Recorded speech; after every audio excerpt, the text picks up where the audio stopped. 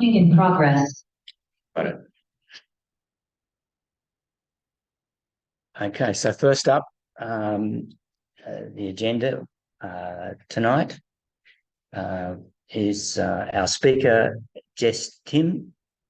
Then after the presentation and associated Q&A, we'll move on to general business. So it's pretty simple, easy to follow. For the Zoomers out there, first of all, a reminder to please mute your microphones if not already done so we can't hear any background noise from your place. During the presentation, I ask you all to keep your microphones muted. For the Q&A session, you can ask questions by virtually raising your hand in the reactions box or using the chat function to send a message to the off host that you want to ask a question, or you can type your question into the message and it can be read out for you. Please mute your microphone after asking your question. For those here in the audience, it is just a matter of raising your hand and I will ask you to come up to the front here and ask your question so that it can be picked up by the microphone and heard by others on Zoom. So to our speaker tonight, straight off, our speaker is Jess Tam, wasn't it? Yeah, thanks, Jess. On the topic of applying artificial intelligence to camera imagery to improve wildlife conservation and management. We're moving into the future here, so it's very exciting. Jess is a Uni of New South Wales postgraduate and off research grant recipient, working on using computer vision to automatically identify species of wildlife in camera trap images, as she is interested in applying tools from cyberspace to aid wildlife conservation. The development of artificial intelligence has opened many doors for the automatic analysis of large volumes of data. Applications of AI technology to analyse imagery data have exploded in the last decade, but these tools are emerging relatively slowly in the ecological space, especially for detecting threatened species and facilitating their conservation. Jessica will tell us about her efforts to improve the efficiency of data analysis by ecologists. So with that brief introduction, welcome, Jess. I'll hand over to you.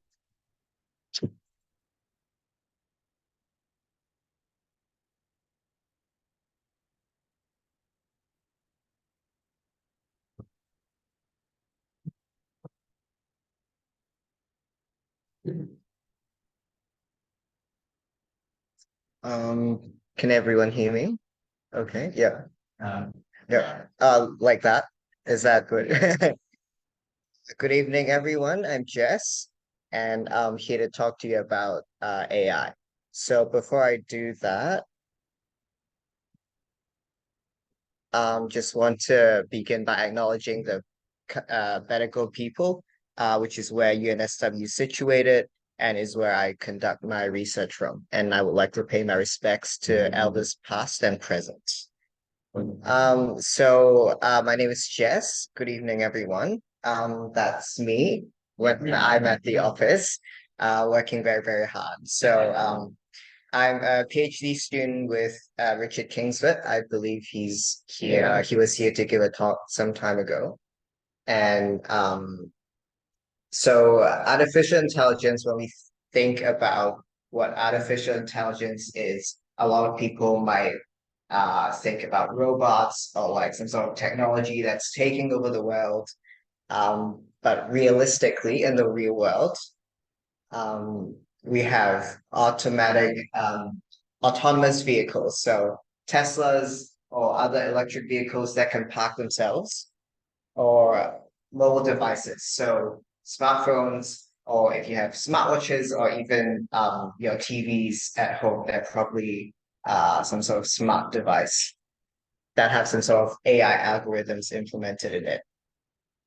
And also a lot of angry and frustrated programmers that have contributed to those algorithms behind them. So, but in ecology, like we just said in the introduction, the implementation has been a little bit slow in the ecological world.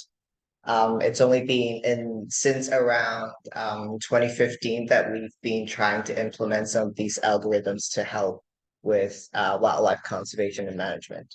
So just to highlight some work from other researchers, we have like drone imagery, for example, or satellite imagery taken from satellites or drones. We also have videos, and this is something I believe some researchers in UCIT have been working on.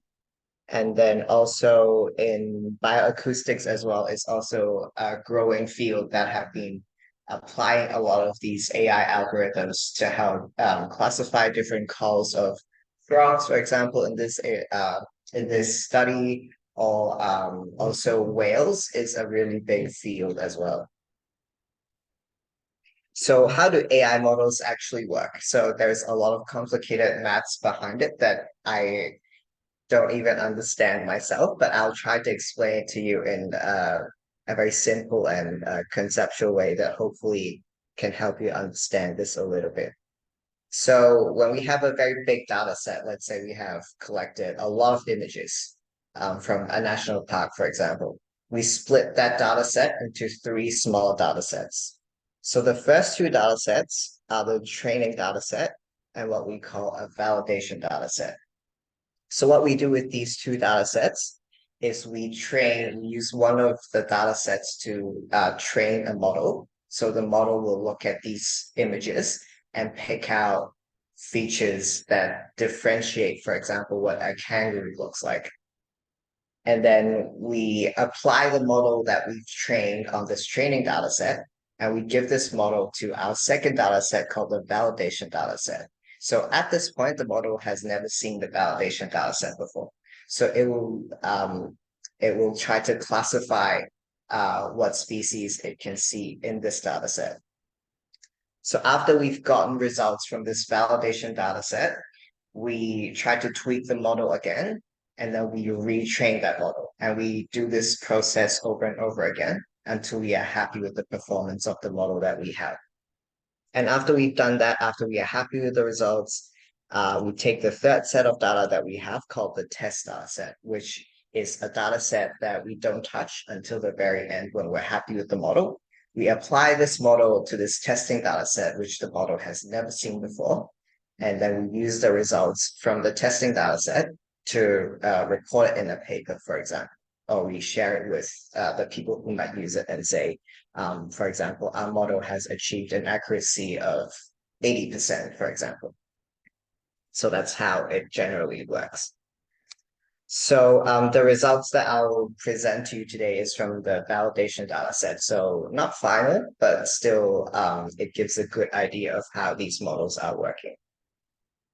So the data set that I've used for my study is a data set called the EcoFlow data set. So they are camera trap images collected by the National Parks New South Wales.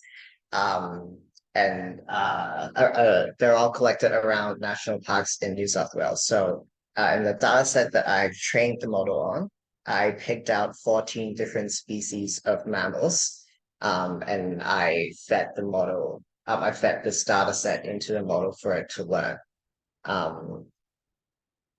So the questions that I wanted to explore in the study are, number one, which model performs the best? Number two, how many images do we need per species to build a model that has pretty decent performance? And the third thing is whether or not data augmentation can improve model performance. So I'm going to explain what data augmentation is later on when we get to that part. So for the experimental plan, I ran a lot of models. So this is a really big, complicated table. But basically what I did was I took the 14 species of mammals. I took 1,000 images per species for each of those. And then I split them into 10 images, 20 images, 50, so on and so forth until 1,000 images. So each of these models were trained on like 10 images, for example, and then another model was trained on 20 images. So we wanted to know whether or not the model can still be accurate when we have limited data, which is very important when we don't have enough images for, say, rare species or endangered species. So the models that I wanted to compare, there are 9 different models. So you don't really need to know what they mean. But the general idea is that I have 2 different groups of model. The first group of model here, so the ones highlighted in yellow, they're what we call single stage models. So what happens is that we have an image, for example, of a koala. What single stage models do is that they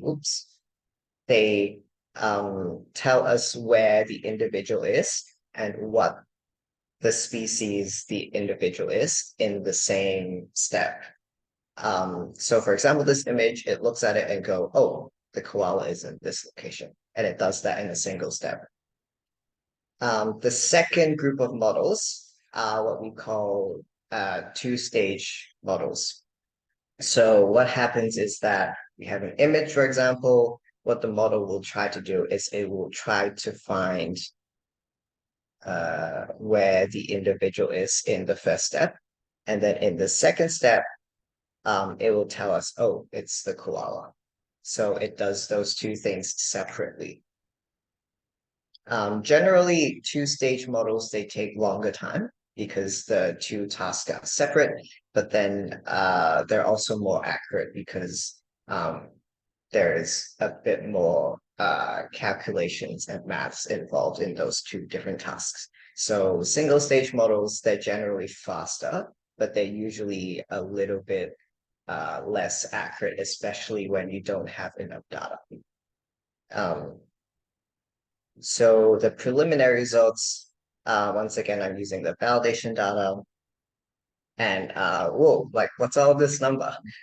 So what I would like to draw your attention to is these 2 models. So the one on top that says YOLO V5 large, that is one of our single stage models, and the faster ASEAN and the second purple box, that's one of our 2-stage models. So I put a box around them because they seem to perform the best out of all of these models. If you compare it to the results of the other models. So, they're the what we call mean average precision. So it's not exactly accuracy, but you can kind of look at it as an accuracy score. So 1 would be the highest, meaning that it got everything correct, and 0 would be it got nothing correct. So in this case, if we look at, for example, 1,000 image, for 1,000 image per species, which is all the way on the right side, all of those models seem to perform more or less the same. But then when we look at 10 to 20 images per species, for example, these 2 models are the ones that I thought really stood out. Yeah. So because they all perform more or less the same, I guess another very important piece of data that I thought would be important to look at would be the time used to train each of these models. Because remember, single stage models, they generally take a lot less time to train, whereas 2-stage model, they take a long time to train. So this is important because sometimes we don't really have the computational power, like we might need a really big computer to do that, or like a laptop like this, for example, wouldn't be able to train a model like that. So that's really important. And this first model that the arrow is pointing at, that is the single stage model that I highlighted to you previously. And as you can see, it consistently used a lot less time to train compared to the other models. Much less so than the 2-stage models, which are the ones towards the right of each of those graphs. So it seems like this model is not only pretty accurate, but it also takes a lot less time to train. So, so one of the very important questions that we wanted to explore was how many images per species do we need to run in order to train a good model. So in this plot, so I have the number of image per species on the x-axis, and then on the y-axis, I have the accuracy plotted there. So, so looking at the lower end of the number of images, so from 10 to 100 images per species, it looks like there's a lot of variation between the accuracy, and it improves quite drastically from 10 images to 100 images, meaning that um, we need not too many more images for us to actually train an accurate model. But then when we look at more than 250 images per species, it looks like the accuracy doesn't change a lot, and it remains quite steady. So that could mean that if there is a rare species, for instance, we might not actually need too many images for that species in order to train an accurate model.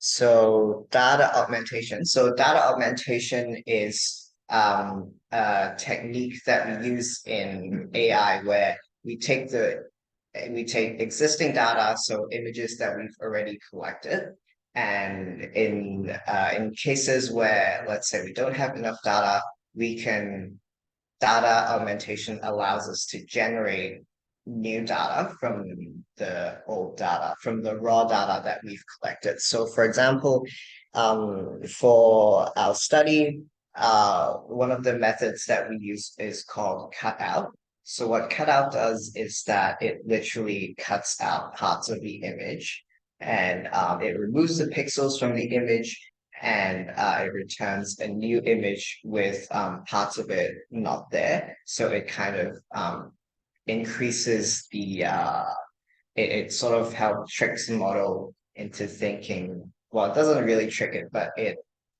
makes it harder for the model to learn. So it increases the difficulty. And then another method that I use is color jitter. So color jitter is when we tune the brightness of the image, or if we change the contrast of the image. That is also called color jitter. And then the third method is Gaussian blur, which is basically to just make the image blurry. So for the data augmentation, I've only applied it to up to 100 images per species. So 10 images, 20 images, 50, and 100 images per species, because the rest, it seemed like it has sufficient data already. And so the results, these are the results. So for hopefully we can see, but it looks like once again for models with less images, the variation seems to be pretty high as well. So that's 10 images per species. But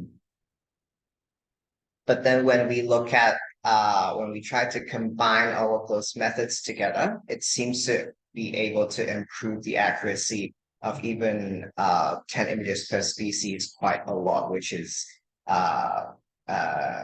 exactly what we want.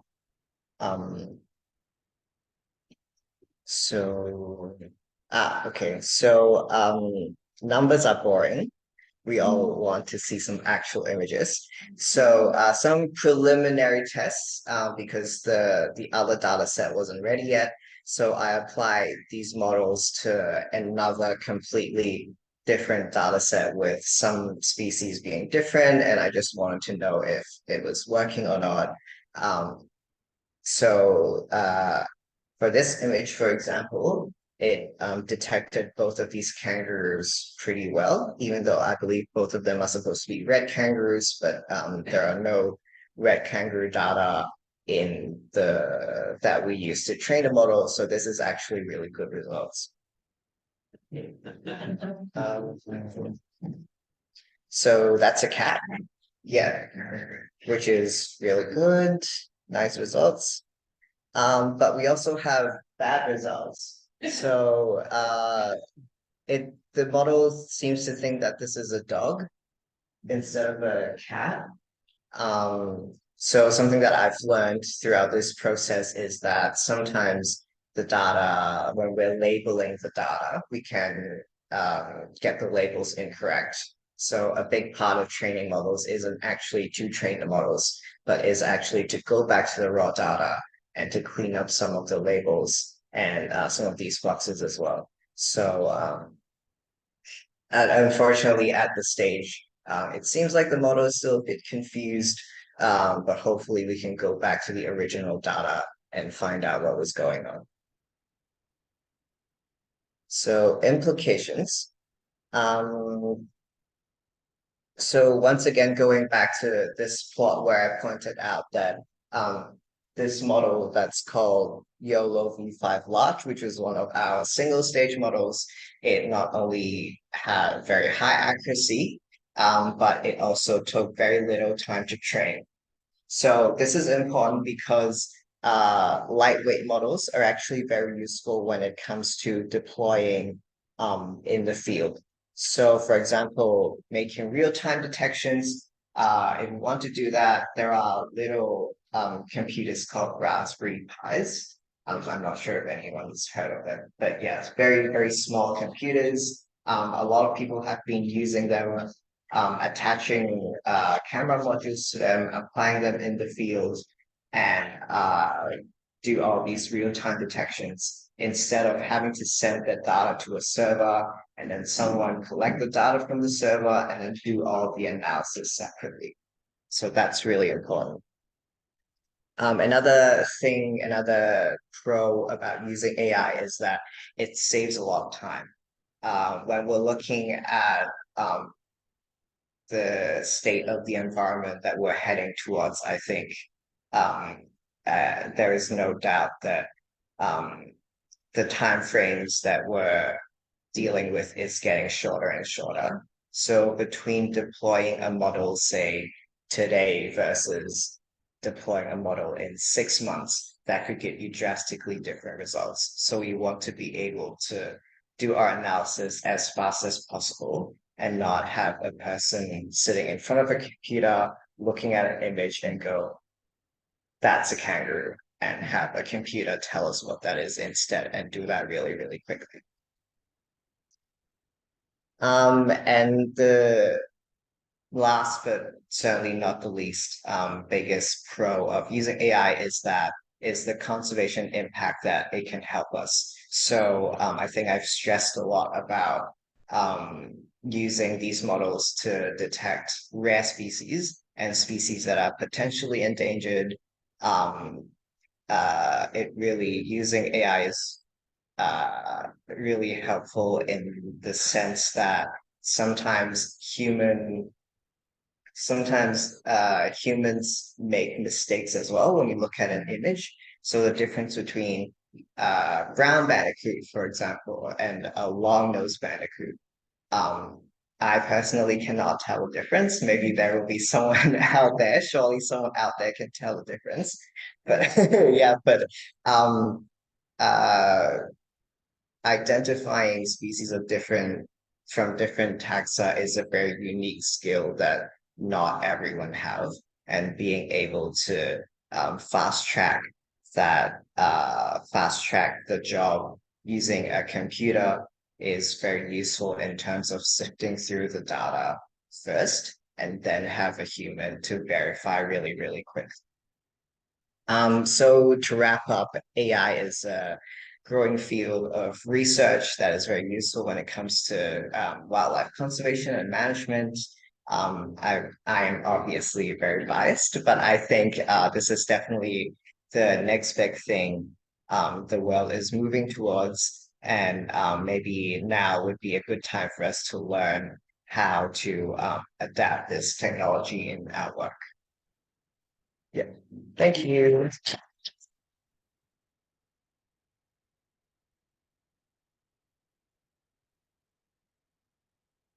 Questions? Yeah. Yep. Okay. Thanks, Jess. That's great. Deb, first coming to the end. Nobody's got their hand up yet. Oh, okay. Yeah. Oh. Thanks very much, Jess. It's Sure. interesting. Just want to say I'm a retired biologist. I've done fauna surveys for 30 years and used cameras in the later part of my career to identify animals. So just perhaps just tell the audience that the reason you're wanting to do this is because now wildlife authorities are moving towards using cameras in a big way to do fauna work, and they get thousands of images of animals from hundreds of cameras over weeks of deployment. And so sifting through hours and hours and hours and hours of things can take an awful lot of time. But I did want to ask you, do you only use still images or do you use video?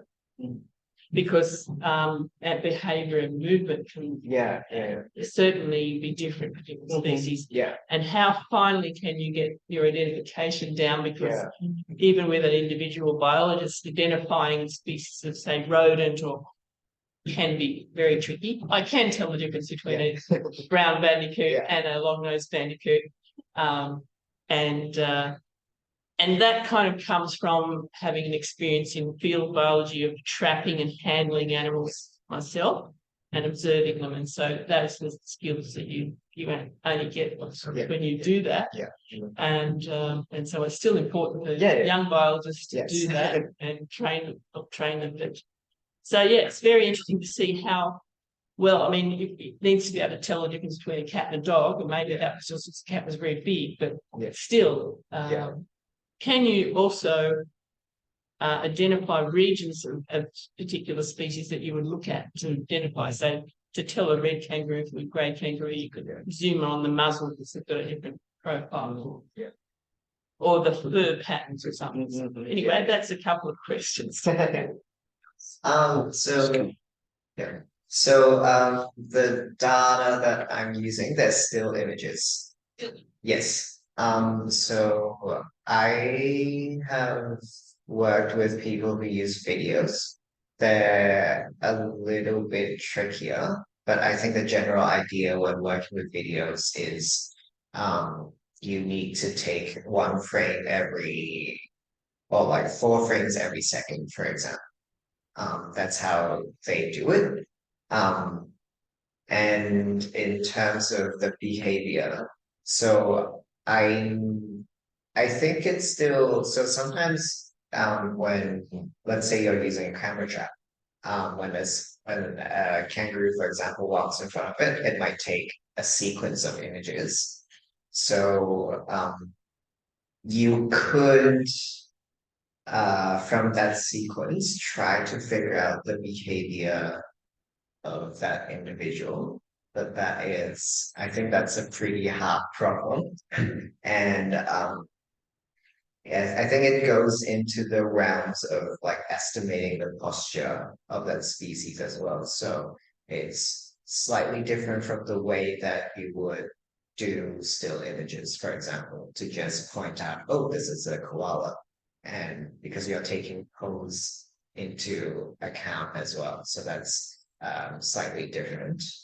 But also I think that's definitely pretty important to look at as well, because sometimes I guess it's important for ecologists to know, like, oh, are they on heat? Like, are the animals on heat? Are they ready to breed? Or especially when they're in captivity, looking at something like welfare, that would also be pretty useful. Sorry, what was your other question? When will move can often influence what identification. Yeah. Oh, yeah. Yes. Yeah. 100%. Yeah, and for movement, I guess it's hard to tell from images. Yeah.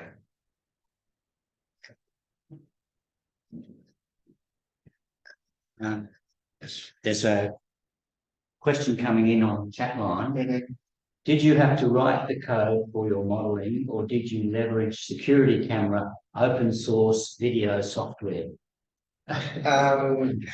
So I wrote some of the code. So I don't know if anyone here has done a lot of coding before, but it's a lot of copying and pasting other people's work and just adjusting the parameters, for example. And the great thing about AI is that because it's gotten a lot of traction in the last few years, a lot of people are really interested in using AI in basically everything. So there's a lot of support from communities of people who have used those tools already.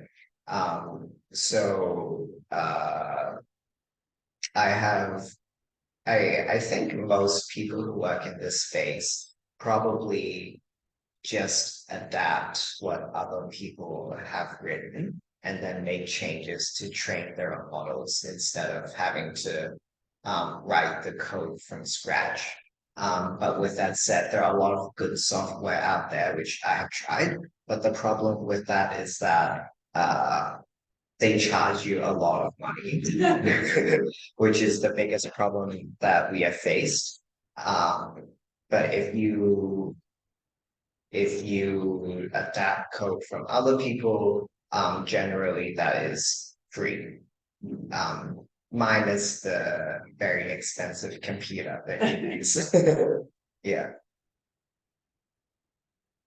Any other questions? Up the back. Janine? My question is, to what extent can you use a computer like that, a very portable computer, and what sort of power do you need to make it deployable? The original one, I assume you took a very large computer system to be able to develop the software, or develop the tools. Yeah. So I think there is a lot of research in the last few years working on optimizing models and making it easy and more accessible for people with less computing resources to train their own models. But in terms of training large models, a lot of people use the cloud services. So computers, so it's kind of like renting somebody's computer resources on the cloud. And because if you, so for example, if I want to do it on this laptop, it would take a very, very long time. It is doable. So if you use more lightweight models, I think it is doable if you don't have a massive data set. But it is challenging. Yeah, it is possible. I think it is. But it's still a way down the track. Yeah. Up the back.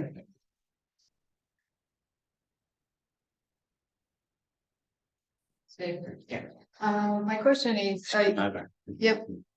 I used to volunteer Australian Museum and Bush Heritage, and I was one of these volunteers that used to click for every image and recognize it.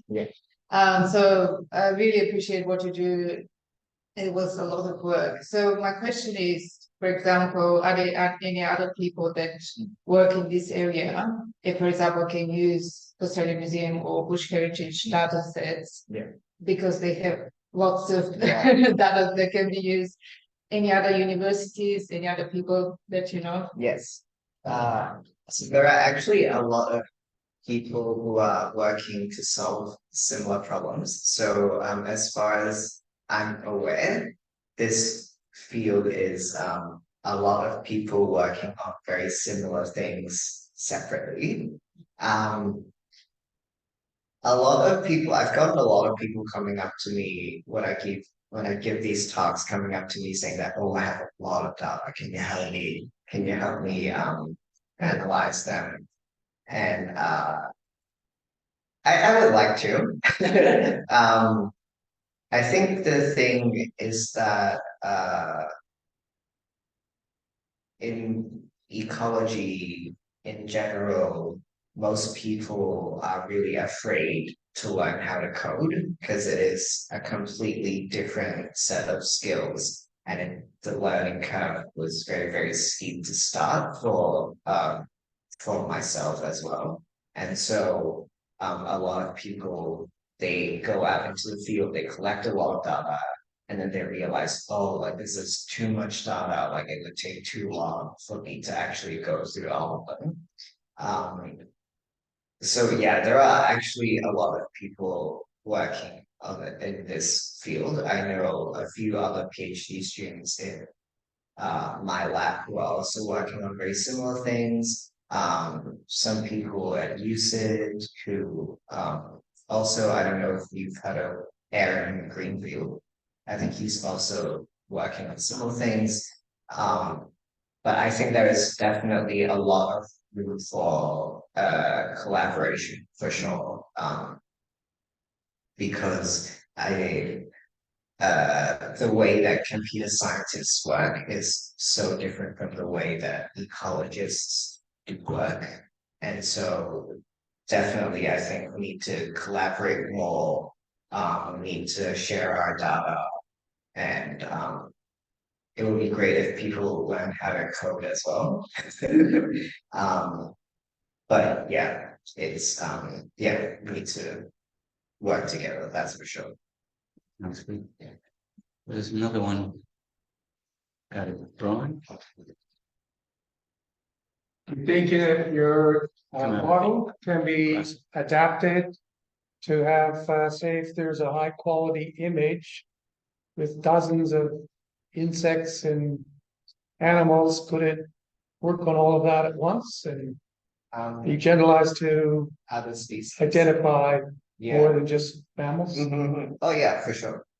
It depends on what data that you use to train it on. So the models that I showed you today, I only used a few species of mammals. So it would only be accurate when it comes to mammals. It might, if you give it an image of a reptile, for example, it might still try to classify it, but then obviously it would be totally wrong. So if you want a model to generalize to as many species as you can, then you'll have to give the training, you have to include more data for the model to be trained.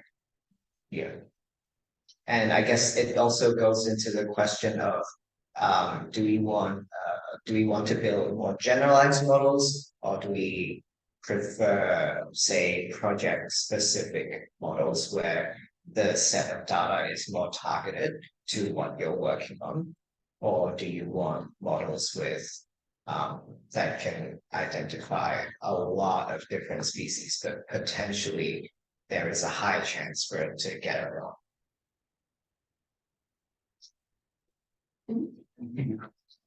Yes, yes, that might have been answered already. Hey Jess, you mentioned the possibility of using a Raspberry Pi for the lighter models. Would you need a GPU or a CPU attached to the Raspberry Pi to be able to do real-time detection, or can these computations be done on a CPU? Oh, okay. So there was a difference. Yeah. So CPU is the little chip in all of basically all of the devices that we use. So every single computer and all of our smartphones will have them, whereas GPUs, actually most of our devices would not have them. So because they're dedicated towards processing graphics. So but most CPUs, as far as I know, they have what we call an integrated GPU. So when you run something that's graphic intensive, it will partition part of your CPU to make it more efficient to analyze graphical data. I think that's how it works. So in terms of the Raspberry Pi, I think you can probably I don't think you need an extra GPU because a lot of if say you're running something that's really lightweight, I think the CPU on the Raspberry Pi can probably handle it. And given that, I think the newest Raspberry Pi, which is Raspberry Pi 5, came out last month, I think, and it has minimum 4 gigs of RAM, and you can bump it up to 8 gigs, which I think is a pretty good starting point to have a model on a super tiny computer. I have personally not tried it, but I think that would be a really fun project to work on. Yeah. I think that's Okay, Deb. Come up. Yeah. So I understand it's difficult to train it to be able to identify every potential species. Yeah. But say I did a fauna survey for a Royal National Park. There's over 200 species of birds, and more than 50 species of mammals, etc. Does it actually say it's identified an animal, but it can't identify it? Because that could be useful to the biologist, because they can say, okay, it's identified the common animal, the swamp wallaby, the brush-tailed possum, and so on, but it's got something here and it can't identify it. Well, biologists could go directly to that image and look at it and say, oh, well, that's a new one with maths, or that's a species in fact we've never recorded at Royal National Park before. So that would be a useful feature. So I think we call that in the techie world, hierarchical classification. So basically looking at a species, for example, if they're not sure what sort of kangaroo species it is, but it still thinks that it's a kangaroo. So it can go up a level and say, oh, this is a macropod. It is doable. I've seen people train models like that. I think the problem of identifying a species that it has never seen before. So, for example, we're talking about population estimation. So, trying to tell if a specific individual has been captured before. That is from what I understand, it's a very state-of-the-art problem, because we're trying to figure out, there's a lot of statistic and maths involved behind it, because we're basically looking at whether or not the values, if we convert that data into values, whether or not a specific data point is close to a cluster of other data points that already exist. So, for example, we're looking at cats. We're trying to see if the fur patterns match to identify whether or not that is an individual we've seen before. That is a pretty hard problem. And a lot of people are trying to figure out how to do that. But yeah, there is definitely a lot of interesting questions in this area that I think a lot of people seem to think that AI can do everything. But realistically, there are definitely problems that are still pretty hard to solve. Yeah, but we're definitely working towards that. One more. Yep. Right. And do individual models have to be trained for a specific area, or is it more of a shotgun approach where you develop a model and then that can be deployed across a range of different environments? So that is a really good question, because that is a question that's part of my PhD. So let's say if you've trained a model on a set of camera trap images that we collected in a woodland, for example, and we apply that to, we want to detect species in a desert environment.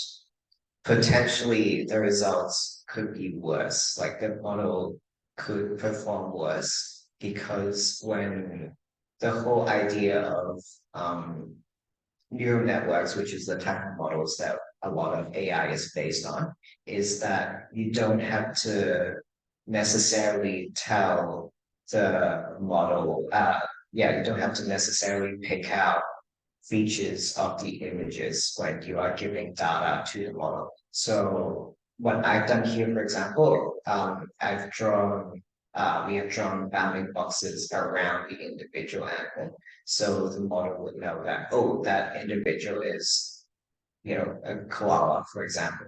But it doesn't, it could also learn that the background might be related to the individual in the image. So the results, so if you train a model based on woodland images and you apply that to predict woodland images, the accuracy is going to be better. But if you use it to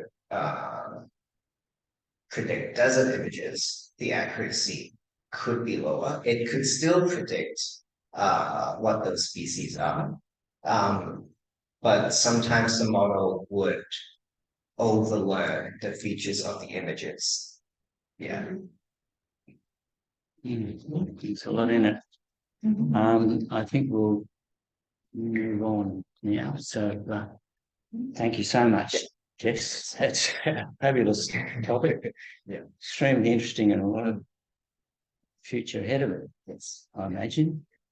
So thanks for coming out here, and I'd just like to call on one of our members, Brian, who will move the thanks to you. Thanks, Brian.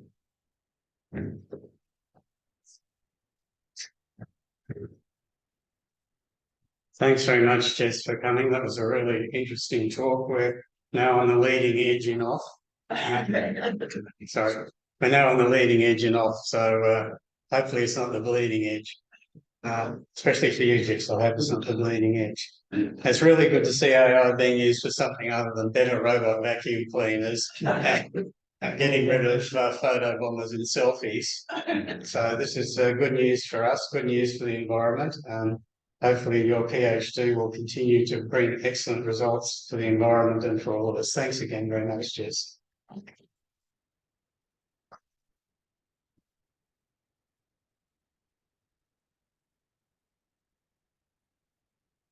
Jess, you're welcome to stay. If you want to see the rest of the meeting, we have some general business things to transact, or by all means leave if you need to and have some dinner. Okay, that's terrific.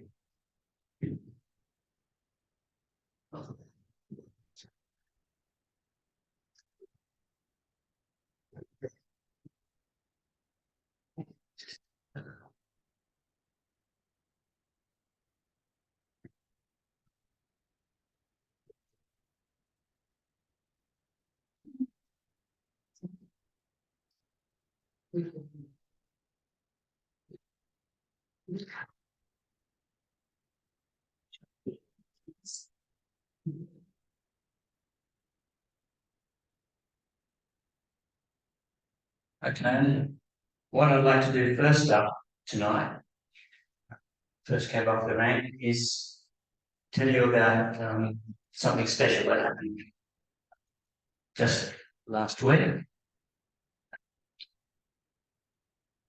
It was the presentation of the 2023 Banks Volunteer of the Year Awards over at the Old Sports Club.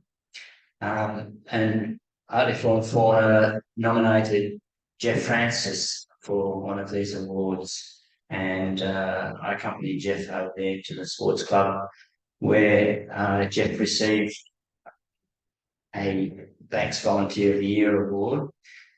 was presented by David Coleman, MP, and Senator Jane Hume in a ceremony to recognise and celebrate the wonderful efforts of volunteers in the many community organisations in the federal electorate of Banks. More than 50 volunteers were nominated by their organisations. Now, I'm hoping Jeff is still on the line. Jeff has to get up very early tomorrow morning, and he wasn't able to come here tonight, but he's on Zoom out there. Can you give us a wave, Jeff? Yeah, still there. And he's hearing what we have to say here tonight. Very special person. The nomination that I've put in, I'd like to read out to you because it covers the full gamut of, or most of, the stuff that Jeff has been doing. Jeff is a stalwart member of Oakley Flora and Fauna, whose specialist knowledge in many fields of natural science is valued by our organisation. He also generously shares his knowledge with the wider community for the benefit of all. He has volunteered with councils and community groups, including Conservation Volunteers Australia, or CVA, in a range of programs, including Bush Care and Streamwatch, for more than 20 years. Over that period, Jeff has also dedicated many, many hours to studying vulnerable species, in particular the grey-headed flying fox and the koala. He loads his records onto the New South Wales Department of Planning and Environment's BioNet database, so they are available in the public domain. Since 2010, Jeff has monitored and reported on the grey-headed flying fox camp in Miles Dumpy Reserve in Oakley. His valuable records of this threatened species and the food sources on which it depends was acknowledged in the draft Oakley Flying Fox Camp Management Plan 2021 that was prepared by George River Council. He has also undertaken bush care in this reserve to enhance the flying fox's habitat. Since 2016, Jeff has undertaken a range of activities to monitor koala populations in the Southern Highlands and Sydney Basin. These include the radio tracking and canopy searches. Currently, he is volunteering 2 days per month just on koala surveys. He is a champion for greater protection of local wetlands and Sydney's water catchment. He has liaised with Sydney Water to regularly report sewage overflows and to campaign for improvements to sewage infrastructure. Jeff has shared his deep knowledge and appreciation of our rich biodiversity with residents by leading them on Aussie backyard bird counts, brackets a citizen science program celebrating its 10th anniversary this year, and night spotting walks. Recently, he has been leading field trips for CVA's Rockdale Wetlands project. Jeff is a quiet achiever who is dedicated to protecting our environment for the benefit and enjoyment of all in our community. That's the end of our citation.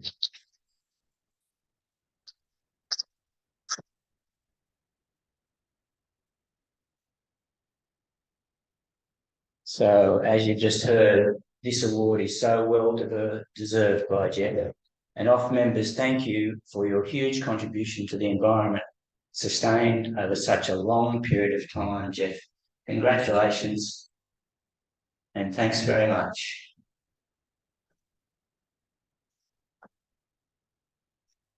Okay, anybody else want to add anything? Okay. I hope to see you back here soon, Jeff, in person. And I'll see you out in the fields collecting the flying fox data and the rest of it. Hope you and your health picks up over the next few weeks. Okay.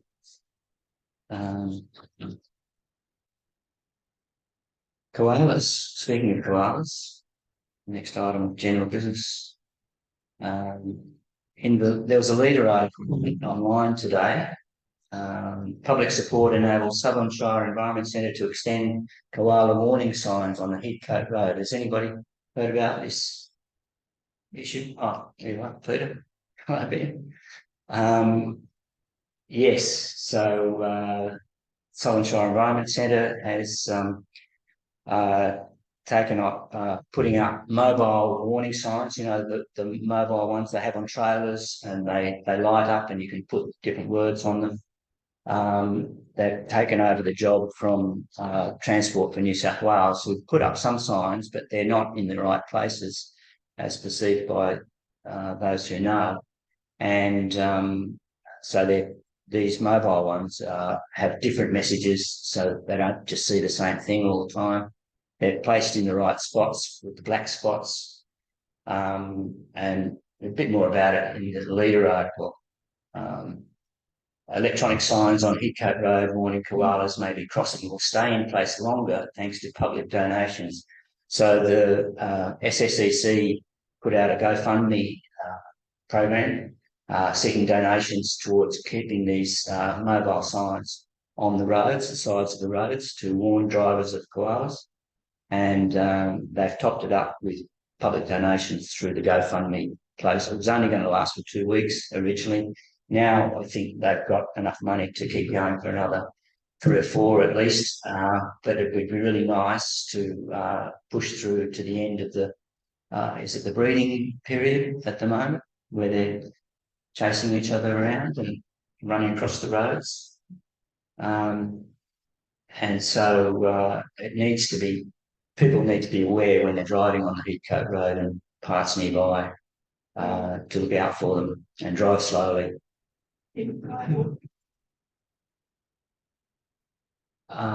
Because they're doing some upgrading work on the Warranora Bridge and that road altogether, I thought. Yeah. Why aren't they? Oh yeah, well that's the issue. They're not. They've not put up the adequate signs. Peter. Yeah, come on. James on so Catherine from the Royals and everything at the about a month ago, and worked in areas to it and asked to She's the member for Heathcote. Yeah.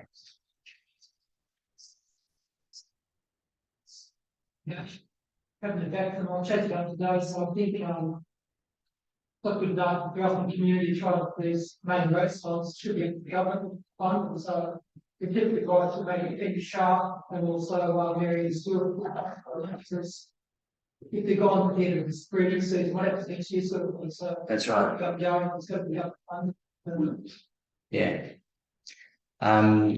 Yeah, I've donated $200 to the program, and yeah, so and we'll get a letter off to the relevant authorities to back up what's already been done and support the SSEC and other organisations. Save Sydney's Koalas, Open Fauna, and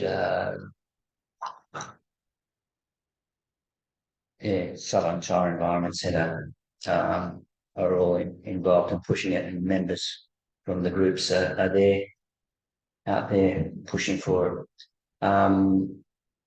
A recently released BioLink, just a bit more further information, a recently released BioLink Ecological Consultants report commissioned in 2023 by the Sydney Basin Koala Network showed koala vehicle strikes had quintupled in, I think that's 5 times, in Southern Shire and Wingecarribee in the Southern Highlands, and nearly doubled in Campbelltown, Wallumbilla and Liverpool. On Heathcote Road, 11 koalas have been killed in the last year. The centre said the warning signs on Heathcote Road were very important, with Transport for New South Wales delaying further mitigation measures. To make donations, visit the Environment Centre's website or Facebook page. So that's an option for those of us here in the short term. The other option is to write more letters and get the Transport for New South Wales to pay for these proper signage around there and keep people warned. Ads in the paper, I presume, and other things that might help on that one. So that's one issue that local organisations are taking up, including off. around the area on koalas. The other is that there's still a petition to the Legislative Assembly, sponsored by the Total Environment Centre, Save Sydney's Koalas petition to the Legislative Assembly.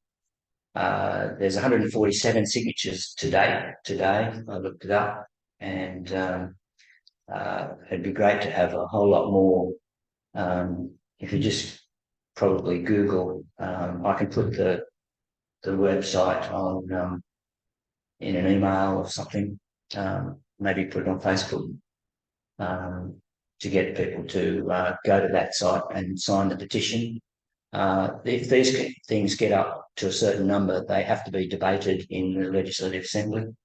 It takes a lot. I think it's over 1,000 to get there, but the more people that know about, the more we can get on that petition. So that's another way of trying to save the koalas, which are having a desperate time down that way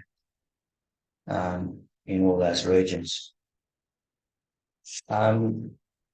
Protecting Glenlee, another campaign.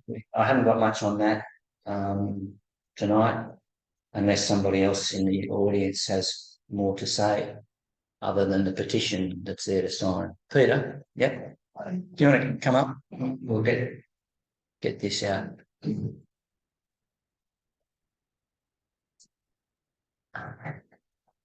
Thanks, Kim. The only news is, well, nothing really, but I've put a question on notice for next Monday's council meeting, asking for updates on the last two resolutions we put through about funding, business case, yeah, that kind of thing. So yeah, we'll get some more information on Monday, hopefully. Actually, sorry, on about Thursday, the agenda should be out Wednesday or Thursday this week, so it'll be in the council business papers. Okay.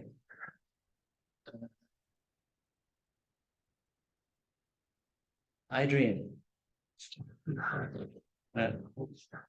your thing. I would get rid of that. Yeah. And yep. And Graham, then I get to. What you have to do is click on that X. Go ahead. Yeah. And And click on it again. Just touch that. Good. Put the cursor on there. And click it. Yes, you can. And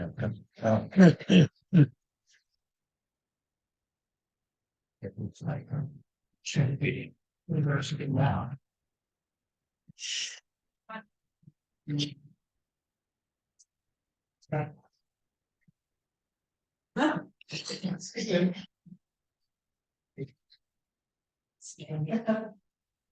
don't know how to get a bloody thing. So you can also get into this phone. I can. How do we get this done? Very open that. So. Thanks. Okay.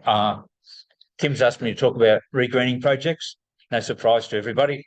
Let me see. So, to whet your appetite, just coming up this weekend is down in Bowral. We've got 1,000 trees to plant. It's part of a Rotary project, and I know I've talked to some of you about this before. So please, everybody, sign up before you leave. That's great. This is what our planting will look like in 25 years' time. All right. I just thought I'd say that Ian Rhodes, who's led this project for decades, he's already done an amazing job planting out parts of the Wingecarribee River, and he showed us this. Janine and I saw this live about 2 weeks ago, and we're just amazed at what it was looking like. And so the planting area is right on the banks of the river, and this is where we'll be planting. So you can see the Wingecarribee River just here, and we'll be planting this strip that's about 5 to 10 metres wide. Correct, Janine? And it's been ripped, and there'll be auger holes already dug for the plants. So it'll be relatively easy compared to what we did at Moorlands with the folks who went out to Moorlands. You know how difficult it was up and down the hills and the rocks in some of the soil areas. So this should be a piece of cake. A piece of cake, everybody, a piece of cake.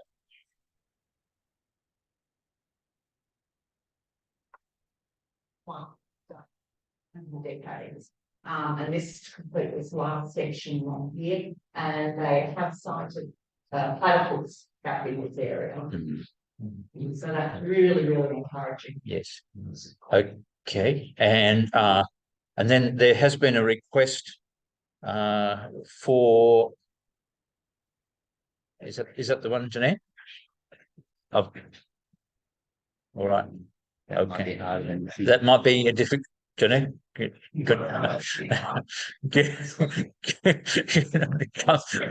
And was that already there? Where's the? Is there any pictures? Which Moorlands number 1. Okay, and some of you met Gary Housley. He brought his drone down to Moorlands, and we've just got a couple of minutes of video just to show you. This is part of Moorlands, and you can see the paddock that we're planting out right here now. Thank you for the lights, thanks. And so this is one of the 4th paddock we planted, and over the course of that weekend, 1,000 trees went in here, and you can see some of us working in the field. What's really good to see here also is some of the earlier plantings that Vince has done. These are acacia; they're still in flower, along with some eucalypts, along some of the gullies and the creeks that are part of his property, and they might be 10, 20, maybe 20 years old. Some of those early plantings.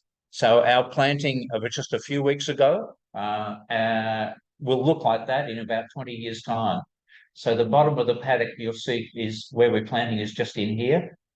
Gary's going to drive the drone around to see that, and you'll see the swathes that have been cut in the sides of the hill along the contour lines here, and lo and behold, you'll see some tiny little figures here, the mini figs of Oakley flora and fauna, and various other volunteers. And we are gradually working from the top to the bottom of this particular paddock. Zooming in now, you'll see this blue-shirted figure. Is that you, Janine? Yeah. So, and over here, you'll see Matt Allison digging that 1,000th hole. Right? And John, right? Yeah, I think so. Yeah. And we'll zoom in. And who else was there on the day? Vicky, were you there that day? I think this is a later planting. I think Sonia and Peter and James were on the earlier planting, weren't you, in August? But this one's in September. So sorry, no drone shots of you. Yeah. We have to dig every hole. Yeah. These lines were ripped by Vince, double ripped. And so we still have to dig every hole. So up the top, pretty hard work, very rocky in parts. Further down by the creek, a lot easier digging. Yeah. And this goes on to other parts of his farm. Okay, I think I'll stop here. Thank you. Thanks, everybody. Yeah. Get that later. Yes. Planting Barradoo in Bowral. And yeah, I think that's it. So just sign up at the door. That's fine. Next Sunday or Sunday, either day. Yeah. Thank you. It's the Menai Wildflower Group nursery. Oh, at the Menai Wildflower Group nursery. Janine and I were there today with Jeff, and we're still conducting trials of the 35 species of plants, of seeds that we have been given by the Greater Sydney Landcare Group. And so some of those are looking promising, some are a little bit old, but nevertheless, our target is to be able to supply them with 10,000 tube stock from March through to, say, August, September next year. So that's all underway under the careful guidance of Jeff. Thank you. That's it.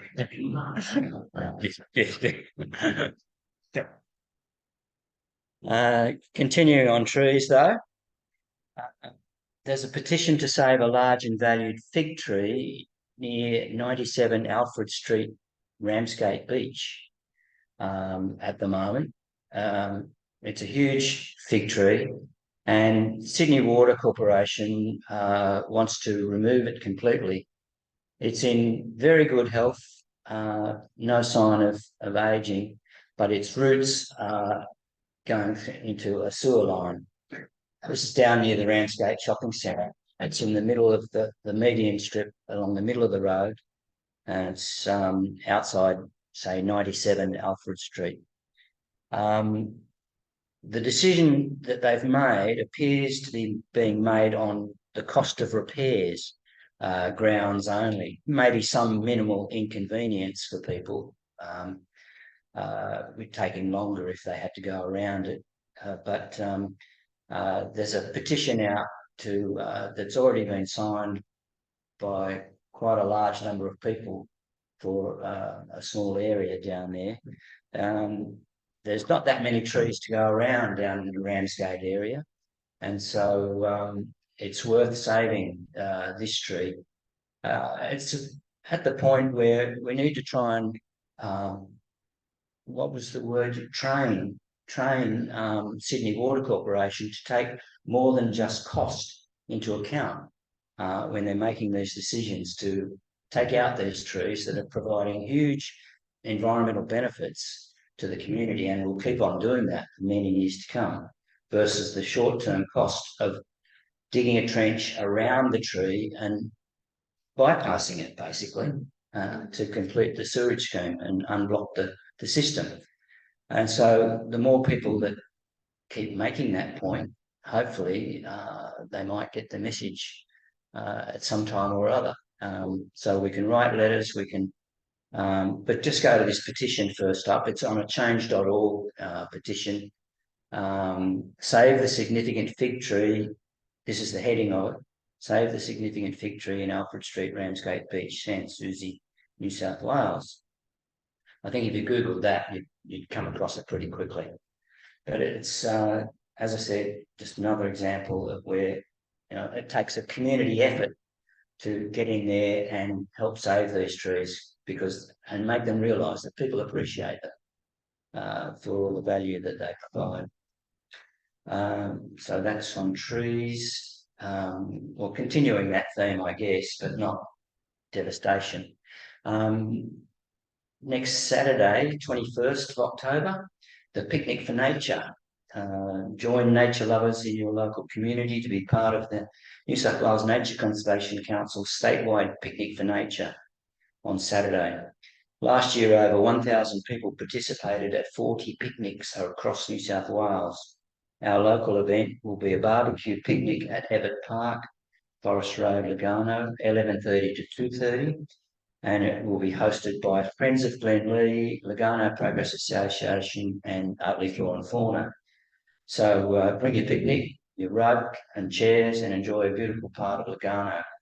I know it says a barbecue in there. You know that's it'll be around the barbecue areas in Evatt Park? Yes? Okay, that's good. So bring your steaks and cook them on the barbie. It's a chance to get together and talk about how we can grow our movement to protect nature and act on climate change. I imagine saving the natural heritage of Glenlee will be a hot topic of discussion. So hopefully we can get a lot of people there. Unfortunately, I'm not available to go then. However, if we can get a lot of people there, Liz is helping organise it from our point of view, and others in Friends of Glenlee and LPA will be there. We'll scout around for as many people as we can get to attend the picnic, show that we all take nature seriously. The next event for avifauna and fauna is our regular walk on Sunday the 29th at Heathcote Creek, up to Eddie's Lookout track, returning via Banya Pool and Tamaroo Ridge Trail. And the leader is Ian Pratt. Ian's not here tonight, is he? No. The details are, and this is a change from what was in the program and the date is a change from what was published in the October newsletter. It was inadvertently published at the 4th of November. It's actually the 29th of October. Meet at 10 a.m. at the end of Oliver Street, Heathcote, a spring walk in Heathcote National Park.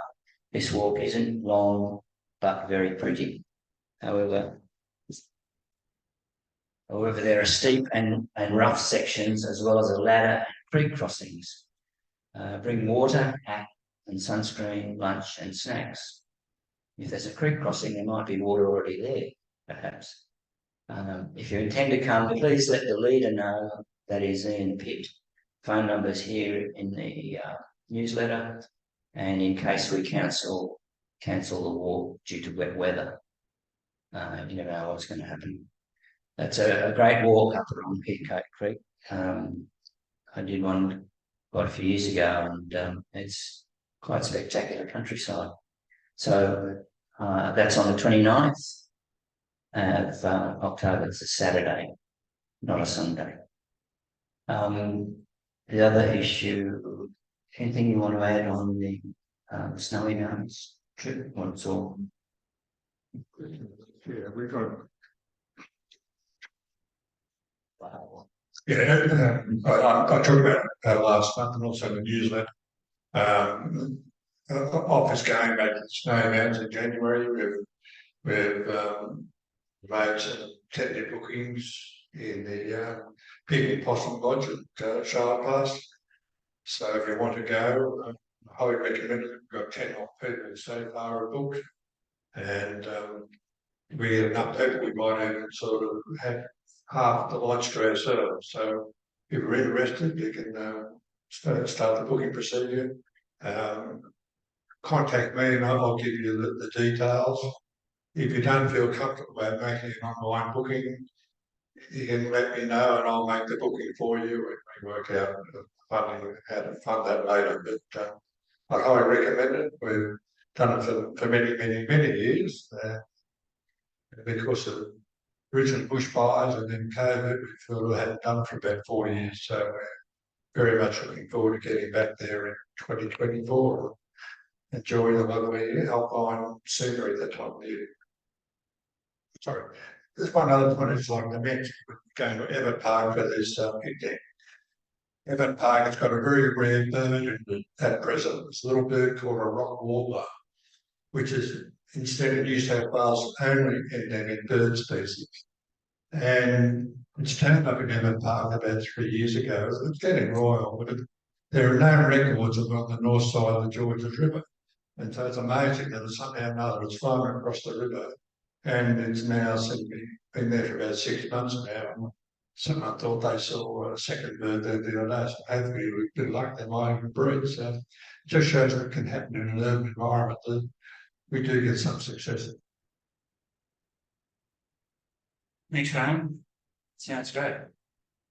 Streamwatch. We haven't heard about that for quite a while, but supplies have now been received and Streamwatch is back. This activity will now take place on Tuesday morning, 9 a.m. in the week after off general meetings. So this month we'll be at Dairy Creek. It's at the Scout Hall in Cromdale Road or Glen Road. Dairy Creek on Tuesday, the 24th of October. So that's next week. Any further details, ring Graham. They'll share his numbers in the article in the newsletter. We don't have a lot of people doing stream watch, and it'd be good to get a few more people along to help out. We, as well as testing the water, we also do a litter count, do an emu pickup, and over the same stretch, 50 or 100 metres of creek, and we audit, in fact, the rubbish that we pick up. We document it. We say how many cigarette butts, how many this, and how many of that. And if it's a polystyrene, they're the most prominent cigarette butts, and polystyrene are two of the most prominent bits of litter. And they break up into such small pieces that they scatter everywhere. They're very hard to pick up all of them. Anyway, we do that, and we've been documenting that for at least 4 or 5 years, but we've had a break for the last year or so nearly, because we haven't had the chemicals to do the stream wash, the water testing. But that's back on board. For those of you with a scientific bent or a curiosity bent, or just a cleanliness bent in picking up the litter and tracking it back to the source of where the litter came from, by reading the labels on the rubbish. It all helps to bring the culprits to bear, to account. Anyway, so that's stream watch. It's interesting.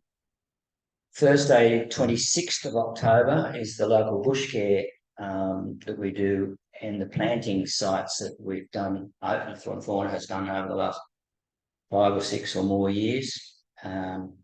Members can assist by volunteering to maintain off planting sites on a Thursday, either 1 or 2 weeks after general meetings, except December, from 8 till 11 in the mornings. This month will be at Lower Gannons Park, supervised by a GRC bush care officer, and we welcome new bush carers. So that notice is also in the newsletter. So that's Lower Gannons Park, Thursday morning, 8 till 11, on the 26th of October, next week. You can get to it from the Lugano side, or you can get to it from the Pico side. Down Lower Gannons Park, the dog club and the dog training area, dog off leash area, and right down to the bottom where the hill of dirt is, and it's the mountain bikes are going up down there. Our planting site is just down there, but on the Lugano side. It's easy to get to if you park in the laneway. Forgotten the name of it now. Vista, yeah, down Vista Street, and then the laneway at the bottom. You can park down there if you're not walking. But it's easy to spot. It's right down at the bottom of Gannons Park.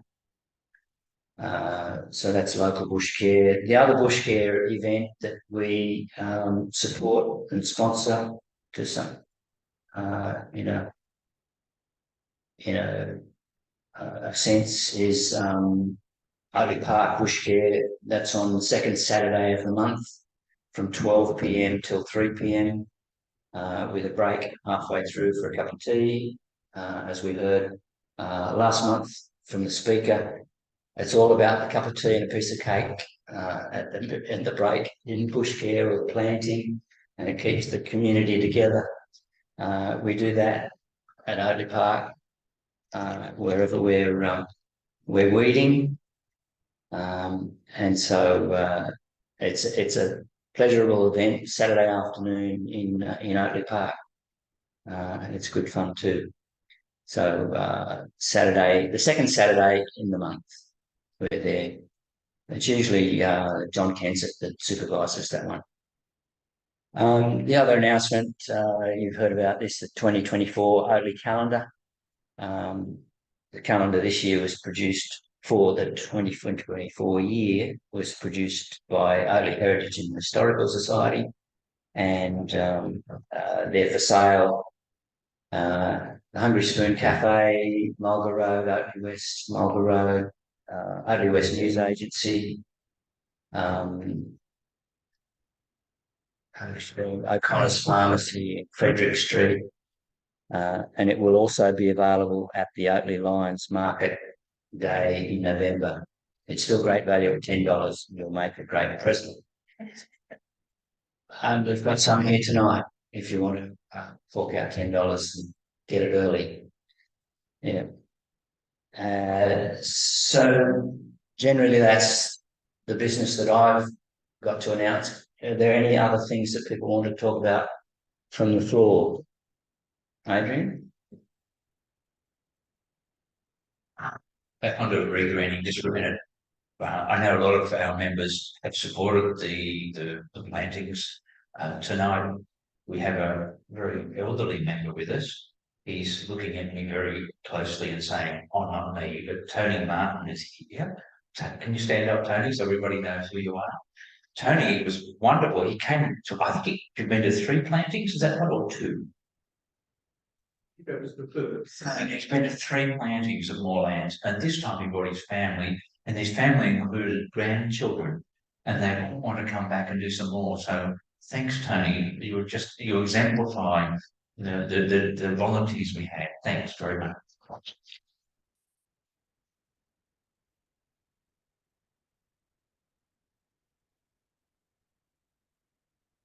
I have some cards that I have at the back table. I'm donating to Liquor and Fauna, so if you'd like to purchase some, it'll be completely donated. I'll say it again. Cards. So I do paintings, soul expressions paintings, and there's some cards that I've made from my paintings that are on my back. Thanks, Susan. Anybody else? Matt? Sorry. Speaking of polystyrene, I think on the 4th of November, there's an e-waste collection that council's doing.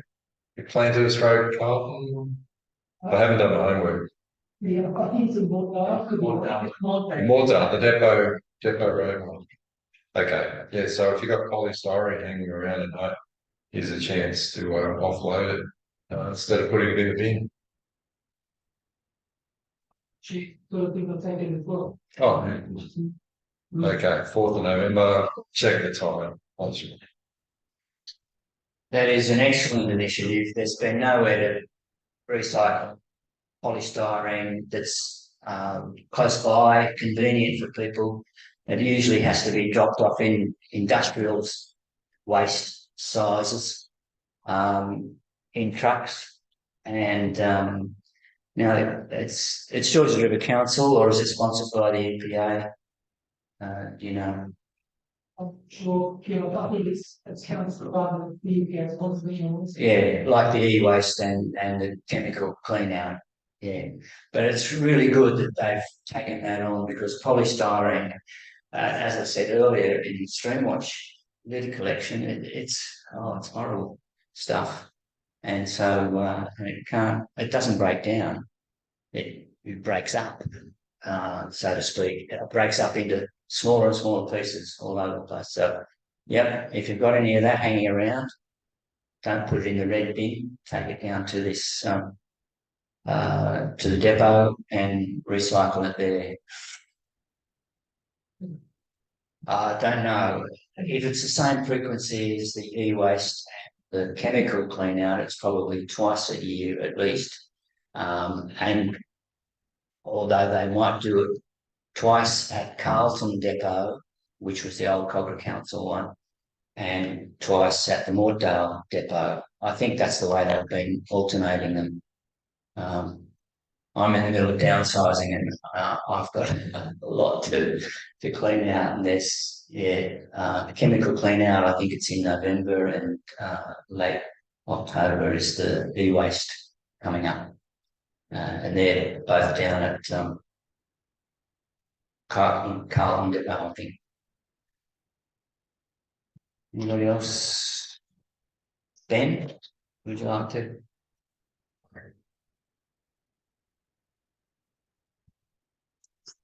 Councillor Ben Wang. Yes. Yeah, so thanks to Susan and Peter's support, so the Bush Hill project for Hurstville, I think is approved by the council, and but this is only the first step because the general manager still needs to come back with a report and with cost and organization implications. So we'll follow up closely. So the other thing, Matt, Susan will feel strongly about is there's a building beyond the University Campus Field, the building D, which has a direct access to Campus Field, and it took away about 100 square meter of green space, and yeah, what we call that, Matt. Oh, actual bitumen. Yeah, bitumen. Yes, yeah. And they have made up the trees, 60 or 70 trees planted somewhere in the Campbell field. But we believe the removal of the green space is excessive, even with the DA approval. So we'll see what we can do with it. And you start with a question or with a motion to restore the green space. So that's our work with the OFF and the MAC on that one. So I may need your support when it comes to it. Thank you. Thanks, Ben. Sure. Okay, that's good. We've covered a lot of ground tonight. Hope you enjoyed the tour. It was into the future, eh? That's great. So we come to the end of the night. Thanks for attending. Our next general meeting will be on the Monday, the 20th of November, and the topic and speaker is The Wonderful World of Wattles by Rhonda Daniels, Australian Plant Society. This is a change from the speaker that was advertised in the program. Speaking of which, we should be starting to get started on next year's program. I'm sure Adrian would love to hear suggestions for speakers for next year's program coming to him when we need to have the program set by end of January, early February next year. If you go on a fabulous walk, remember it, take photos of it, and also think about leading a walk for off and pass that on to Leslie Wiley, the field officer, as well, in the same position as needing to now prepare the program for next year. So anyway, thanks very much for coming tonight, and we'll see you next month, if not before, at some of the wonderful events that we've got coming up in the next couple of months. Okay, I'll end it here. Thanks very much, everybody.